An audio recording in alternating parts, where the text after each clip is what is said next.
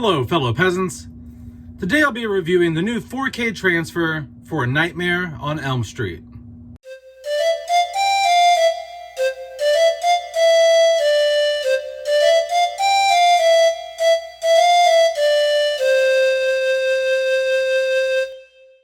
Okay guys, so I finally got around to watching the 4K transfer for A Nightmare on Elm Street. My disc came in the mail last night.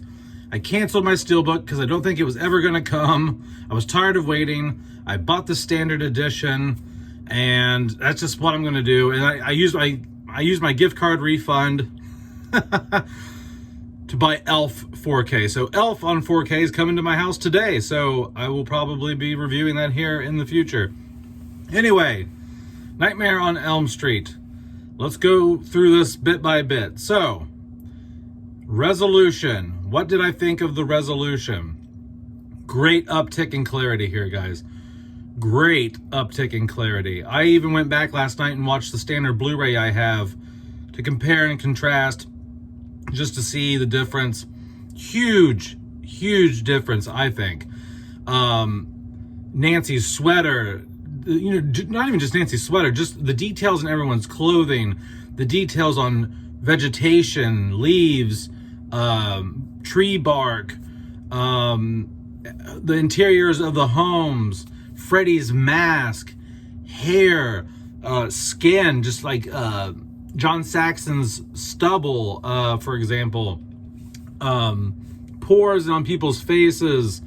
Nancy looks even more tired, you know, because she's sleep deprived. You know, the makeup around her eyes is better. The bathtub scene with the Freddy's claw coming out, the bubbles are far more noticeable in this. Just the detail in this is very good. I will tell you this right now.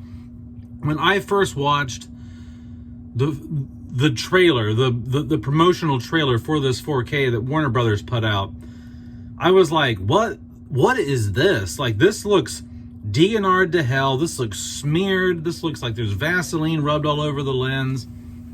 Not the case, not the case.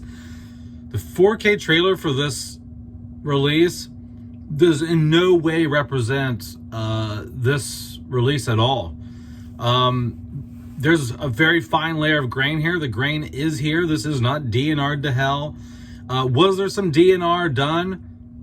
Could have been. I can't really tell if there was or not. They've done an excellent job here cleaning it up, if they did do it, to where I don't feel there's a loss of detail at all. Like, this is a massive jump in detail, I think. The clarity is pretty amazing here. And if there was some DNR, I can't tell. Could have been, but I don't know. Not enough to for me to notice. And yeah, so the clarity here is great. I mean, just some of the scenes, like the scene where Freddy's chasing Tina through the alleyway, just a little bit of that, you know, grit and grime on the street, just like, you know, the rocks and the gravel in the alleyway. Excellent. I mean, just little tiny details show up here that you did not see on the standard Blu-ray. So yeah, I'm very impressed with the resolution here. Which I was surprised based on the trailer. I was just like, oh, what is this going to be, you know? So now let's get into the color. What do I think of the HDR?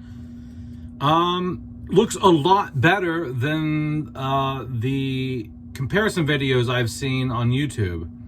I know some of the comparison videos I've seen, the videos were uploaded in HDR, but they really just don't do justice to the grading. I mean, when I put the disc in last night and watched this thing, I was like, well, I remember that scene not looking so good on the comparison videos I've seen, but that really pops. That doesn't look as near as muted as the YouTube videos. So basically what I'm saying here is, do not let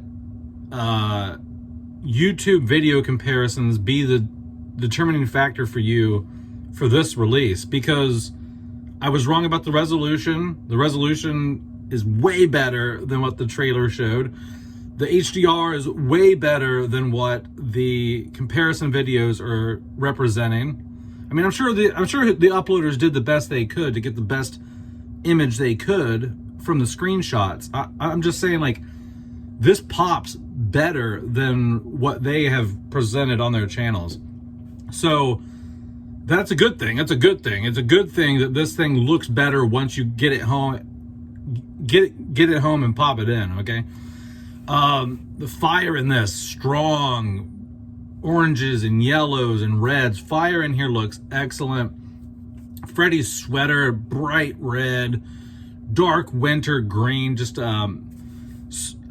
Freddy in general, just his mask and everything just looks like this just dark, deep red. Everything here feels more naturally colored. It's, I don't know how to describe it. Like, there doesn't seem to be some sort of filter over anything. It just seems naturally colorized, but pushed just enough. One of my big problems with this film is how dated it feels, okay? Because it was so hip and cool. It was like an MTV movie for its time. It was, you know, and sometimes that can date a movie. The more in touch you are with the current trends with a film, the more it can date it, because it just really sets it in that time.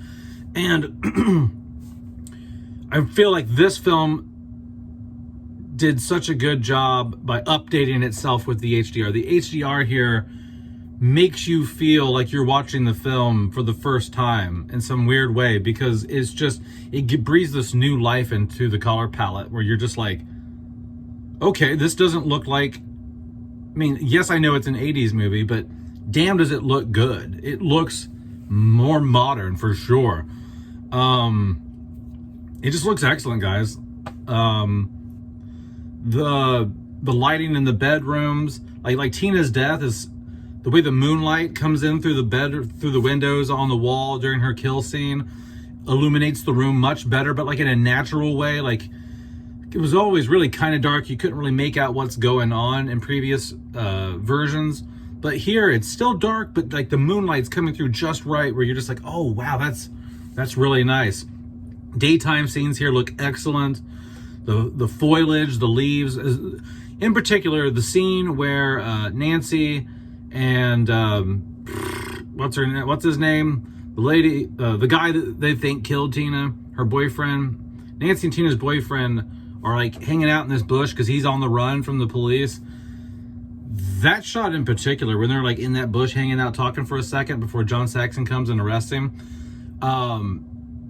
the sunlight's coming through behind those leaves, and just the way that you can see the sunlight coming through those leaves, gorgeous.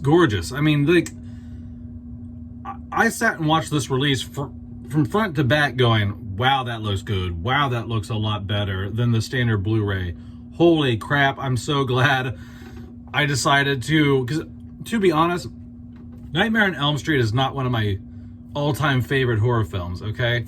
I already had the standard Blu-ray, but I wanted to upgrade this because I just like having the best of the best for the top slashers, like Michael, Freddy, Jason, Ghostface, and now Art the Clown. You know what I mean? Like, I like having the best versions of the best slashers, you know? So even though I'm not a huge Freddy fan, I was like, well, it's an iconic film. Let me upgrade. And I'm sure glad I did. I am very glad that I went ahead and took the dive and bought the 4K. Guys, this transfer is excellent. I can't speak on audio. I don't have a surround sound system, so I can't speak on that. But I'm going to tell you right now, I highly recommend this 4K. This is one of the best upgrades I've seen since I started collecting on the platform. This is an excellent looking transfer. I wouldn't watch the film any other way now. I don't know what I'm going to do with my Blu-ray. I might just, I don't know if I'll keep it. Maybe I'll sell it at half price books, but I won't be watching the standard Blu-ray anymore. This is excellent, and I could not recommend it any higher. All right, guys. Have a good one, peasants. Peace out. Oh, and let me know down in the comments below if you own this and what you think of it. And if you don't own it already, go get it. Go get it now. Have a good one, peasants. Peace out. Bye-bye.